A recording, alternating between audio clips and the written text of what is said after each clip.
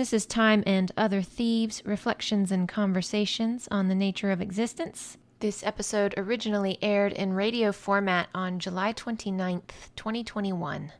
My name's Sarah B. Today on the show, I'm going to explore some of the ideas presented in the book We Neurotics by Bernard Basset. I first read it about 3 years ago, I think, at my husband's suggestion. A former therapist of his had lent him their copy of the book, and my husband had liked it so much that he photocopied the entire thing. My first reading of We Neurotics was in that Xeroxed form. But in preparing for today's show, I went ahead and ordered a real version, a third edition hardcover printed in 1967. The book's original copyright is 1962. And the subtitle of We Neurotics is A Handbook for the Half-Mad.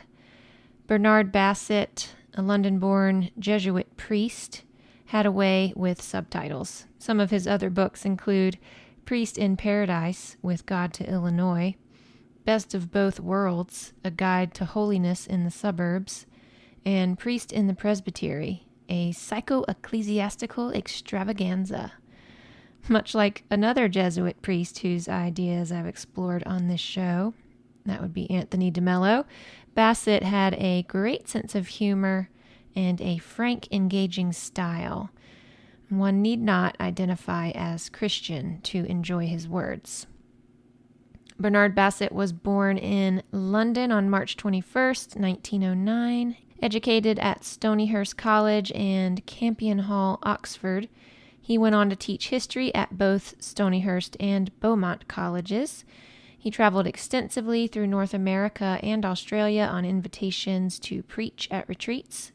And for 6 years, Basset was the superior of the first retreat house for men in London, and for 10 years was the national director of sodalities in England.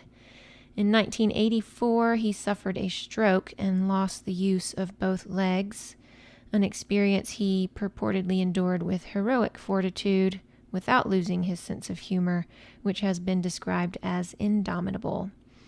He died in Oxford on June 13th, 1988, at the age of 79.